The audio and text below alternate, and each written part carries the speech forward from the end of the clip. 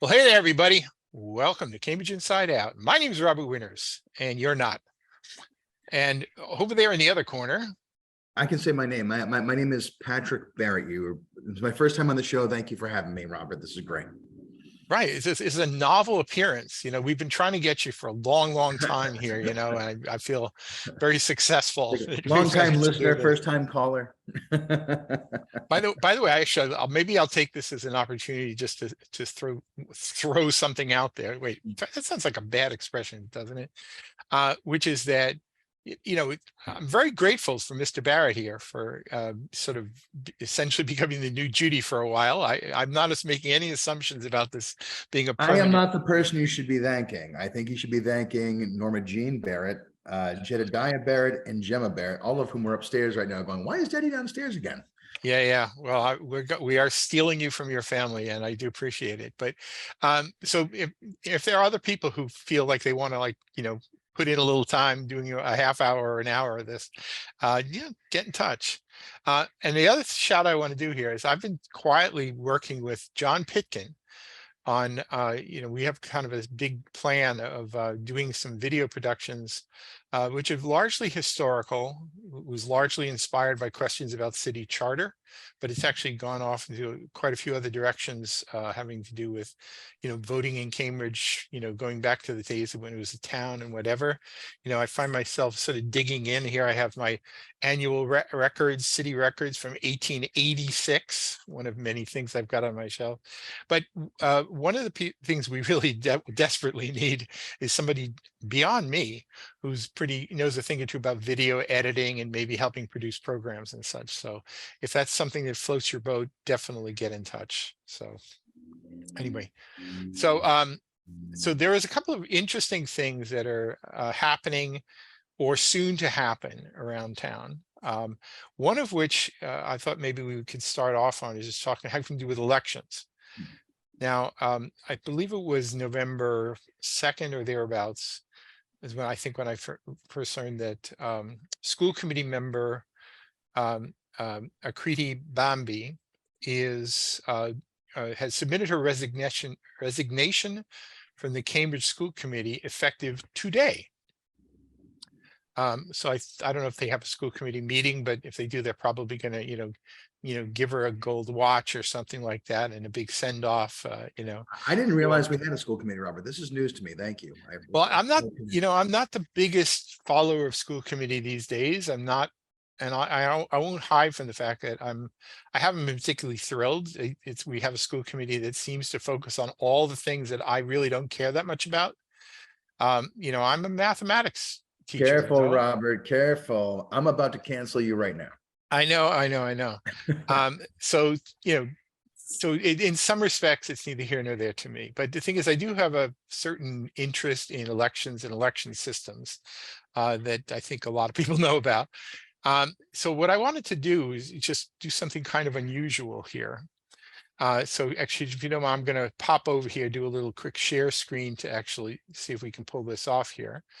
Right. So hopefully everybody can see this. So it was actually November 2nd is when I first heard about it.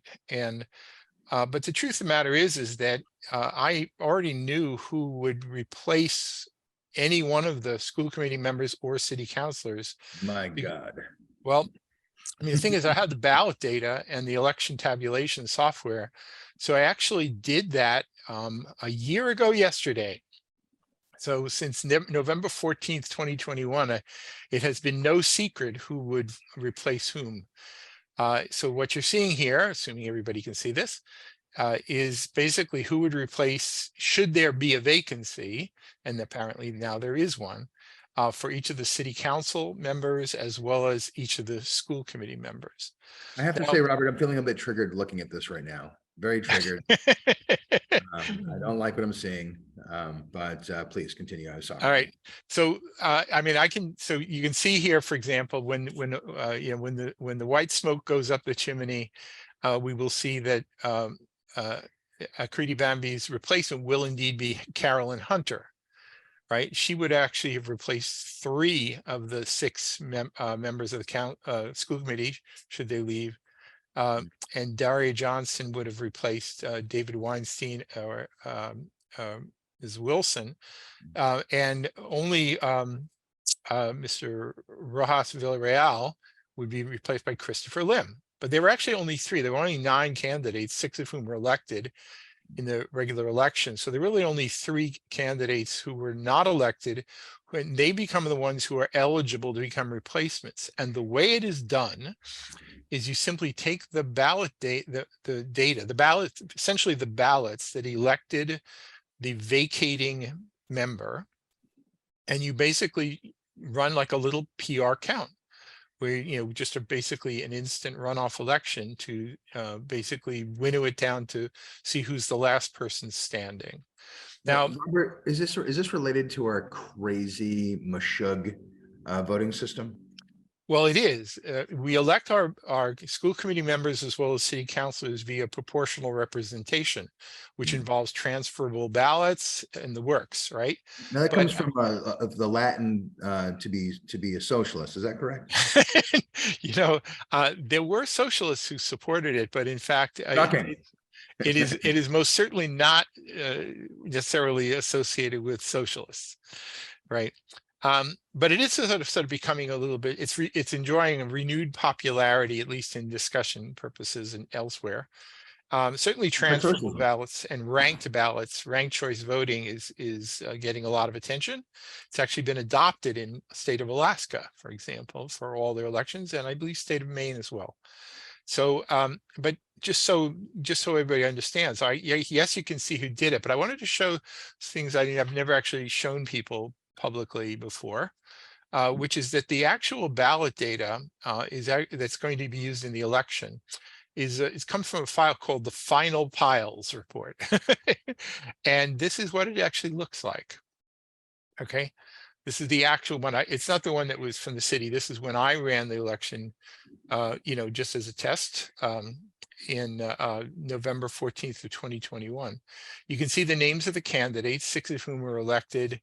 And the way vacancy recount works is you basically have the ballot date, and you can actually see Bambi's ballot date. The ballots were actually used in the sequence she received them when she was actually elected. There are candidate codes. You don't really want to see all the names written out over and over and over again. So you can see what CO1, CO2, CO3, what the individuals, those things correspond to.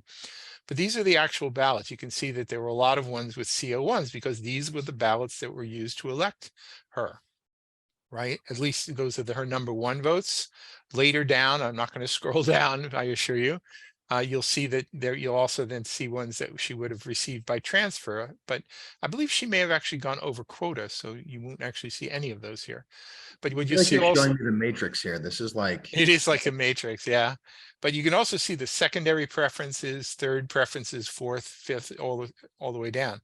So these are the ballots. This is her final pile, so to speak. And then all you really have to do to run a vacancy recount in Cambridge, is sort of scroll down to where after it says exclude candidate, these are the people who were elected in the first go round, so we don't want to re-elect them, right? You just basically edit one line here to remove a hashtag where it says .Cambridge vacancy recount, and you put in the candidate code CO1, and then you just run it. That's all there is to it. should this be making me dizzy by staring at it? I feel like I need to take Dramamine. It is meant to sort of, if you were just mildly high off cannabis, it would be designed to kill the buzz. Yeah, Yeah, I'm very sober right now. right. Okay. All right. But basically, that's what the file looks like. Now, when you actually run the election, this is what the files that are produced by the tabulation software. So some people may actually, any people who are watching this will already have seen this for the regular election. It doesn't really look any different. It's the same output files. It's just the first one here is this, and you just go to the first count. So and this will be what we'll see in a week or two whenever they actually get around to doing this recount. There are only 3 people eligible to receive ballots, but Carolyn Hunter, starts out in the lead and stays in the lead. So that's the first count. The next count, right? You get rid of all the write-ins and such.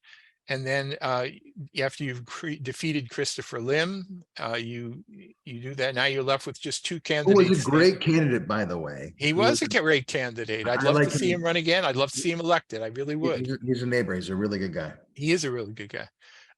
But Carolyn Hunter ends up edging out Daria Johnson 739 to 638, right? And that's pretty much it. And then the next final count is just basically just defeating those ones, tossing them, and then declaring the person to be elected. And that's pretty much all there is to it, right? I will just mention here, though, that what I did just for fun, if anybody wants to sort of fool That around is with this, not fun, Robert. We have to talk about what fun is. This is not fun. fun is a subjective matter, right? But if you were to, for example, look at a candidate like Mark McGovern, for example, if he were to vacate, his replacement would be Jivan Sabrina Wheeler. But Mark, please live forever. but how it happens, you see, there were a lot more eligible candidates because there were just a lot more candidates who ran for city council. Yeah. So Yeah. Sabrina Wheeler starts off with them. Remember, this is the ABC connection, right? The organization, they were both endorsed by the same organization, so you'll tend to see that. Strangely, Wow. you see Nicola Williams actually does second best, who was the diametric opposite. So I mean, voters, this is what keeps me from running for city council. Like, I look at the bottom guys there, like Greg and Robert. Like, I don't believe I would get 27 votes. you'd get more than that, I assure you. Anyway, so I'll just sort of cut to the chase. But if after you knock off the riffraff, when you get down here, you would start to see it's actually a little bit competitive, right? It seems to be competitive in the end, down to 4, down to 3.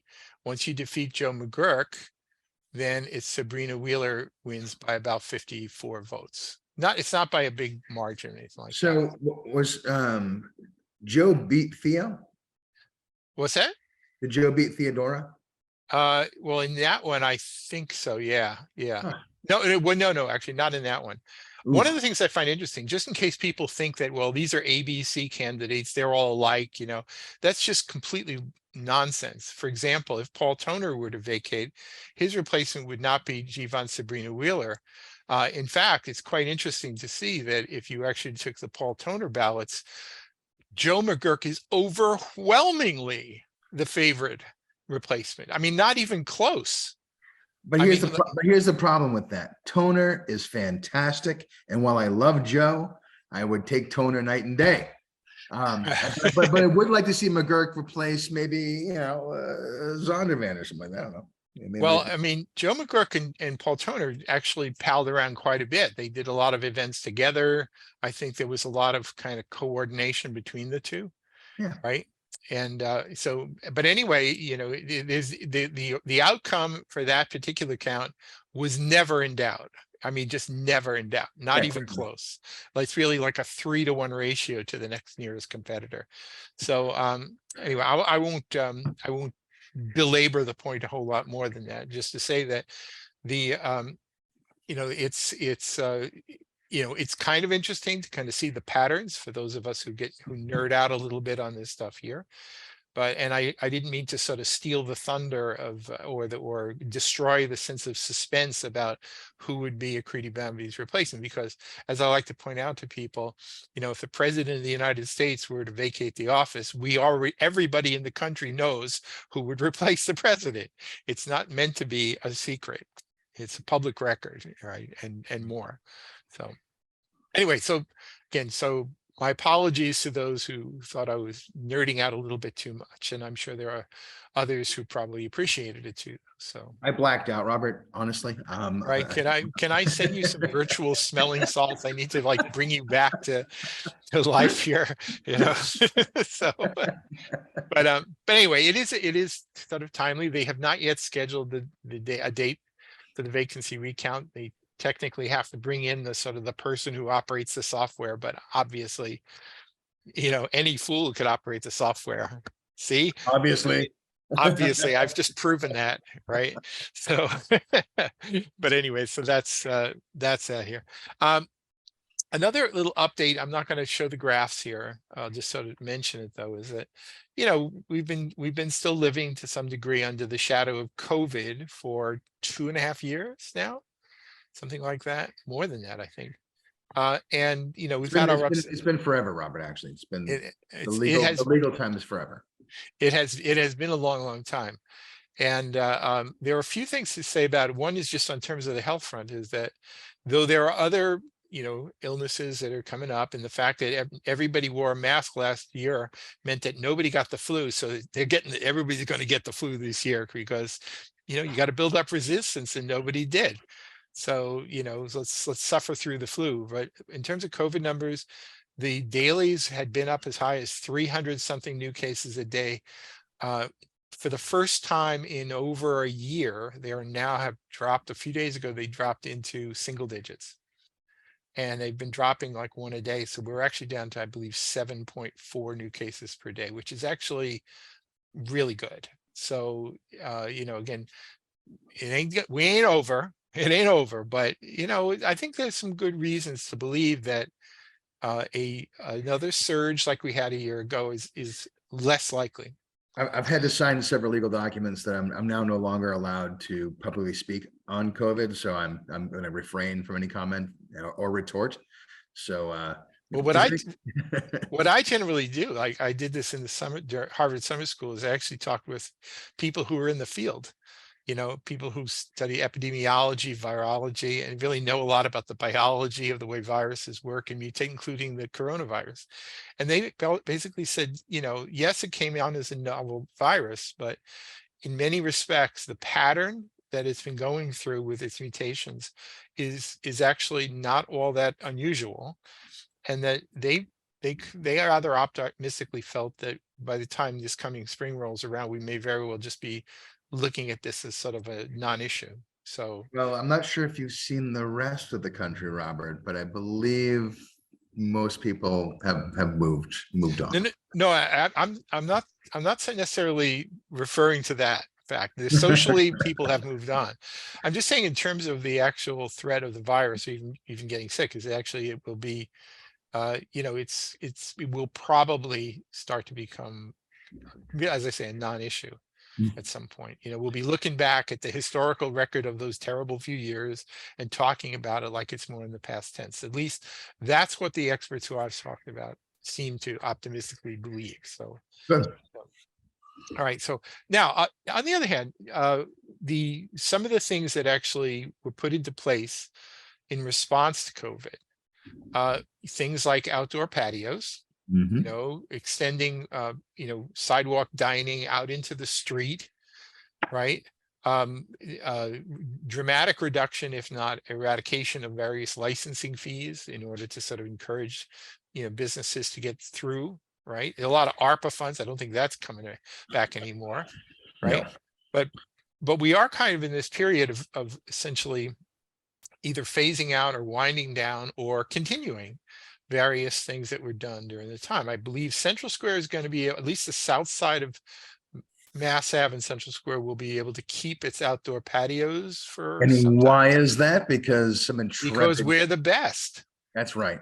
And don't you forget it. But you know, we built those patios as an emergency response, but thanks to the help of the License Commission, particularly Nicole, and the city, we were able to make those largely permanent for those restaurants, which in COVID, it saved their lives, essentially saved their livelihoods. You know, the restaurants in Central Square, only 11% of them actually got any restaurant relief. So they were riding on fumes for the most of that. But we're also one of the only few districts that's allowed to keep their patios through the season because of how we design them. Now that there was it was one item on the city council agenda this on Monday. I believe it was Yeah. actually from Councilor Zondervan, who was calling on the city. And again, it got a universal vote asking the city manager to look into the possibility of keeping, you know, the patios and things through the winter citywide. Now, my understanding is that there's some good practical reasons why some of This is these really need to be phased out. This is a classic Zondervanism. You know, if you only see his name on a policy order, you know something's rotten in Denmark. So there's a lot of reasons why some patios have to come down, and they can all come back in the spring. There's more, it has more to do with logistics, the implementation of bike lanes. DPW needs a certain width for roads, snow plowing, normal stuff. But I think the message really is that none of those have to go away permanently. They can come back. It's just where there are logistic conflicts, they need to figure it out. Right. I think in many respects, Central Square, or at least the south side of Mass Ave and Central Square, was quite exceptional in that it was basically one outdoor patio after another, after another, after another, after another. It became sort of like the outdoor patio district. And I would go through places like Harvard Square and various places on Mass Ave, you would see, the occasional patio area put out in front of a place, but it was not, they tended to be more spotty and exceptional than just continue like a continuous strip of them. So That all the credit for that goes to Michael Mana's team, Matt Boys Watson, Nina Berg, the bid team for coordinating this and creating a master plan for our patios in the square. yeah, and I watched it happen. I also remember a fellow named Mr. Barrett, in one famous little short 8-second video, they said, "What are you doing there?" Because he was screwing together some tables or some things, and he says, "I'm just trying to save capitalism one screw at a time." Right. And I thought, boy, if that doesn't say it all right there.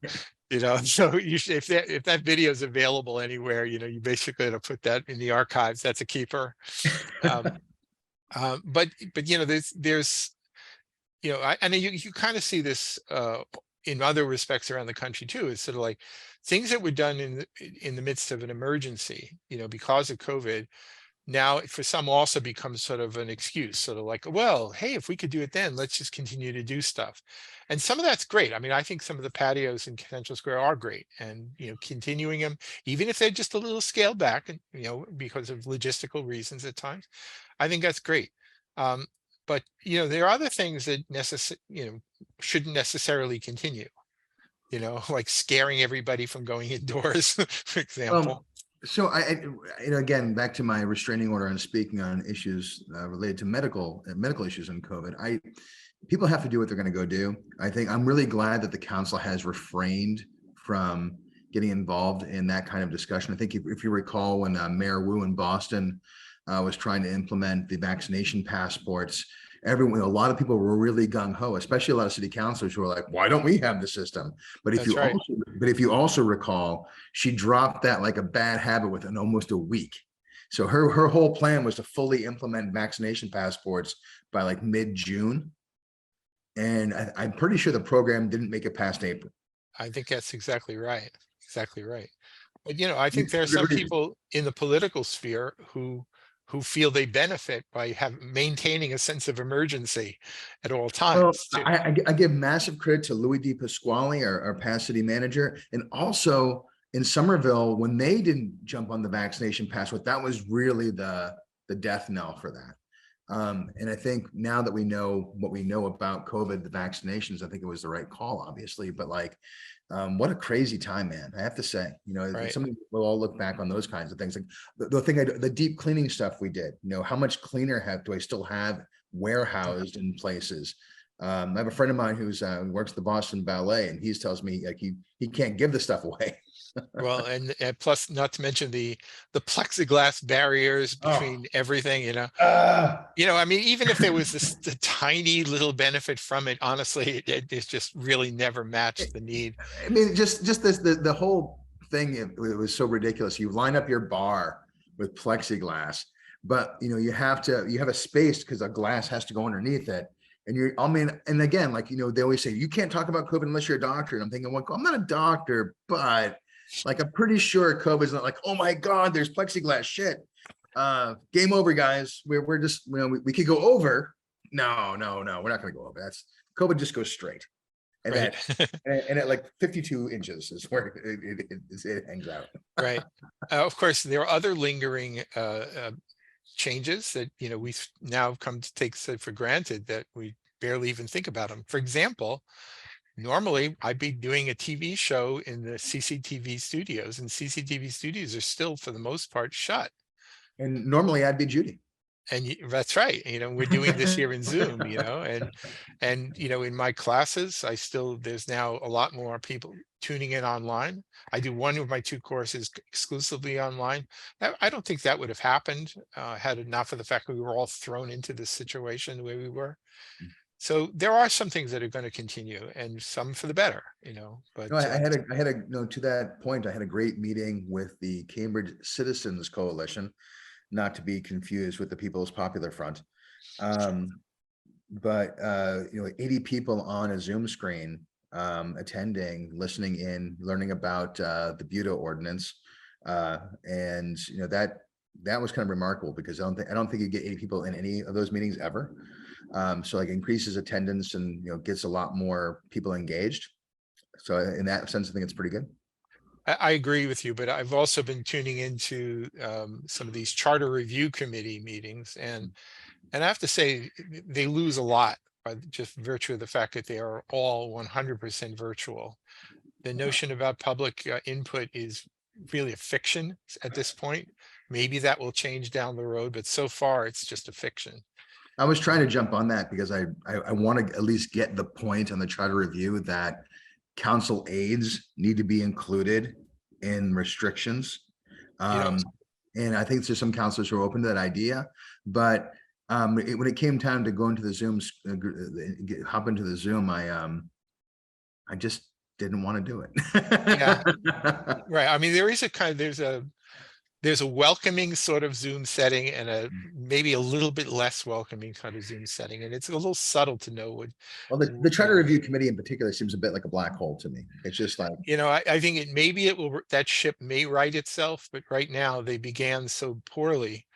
And I'm not, no criticism of the chair, by the way, but they began so poorly by basically beginning with uninformed gripes, and that's their foundation of where they are right now. I heard like a list of things they were looking at to review, like extended council terms, and I was like, whoa. Yeah. Who's asking for that? Well, we're going to actually have to take a break here, in a couple of seconds here. So anyway, so we will be back shortly on Cambridge Inside Out.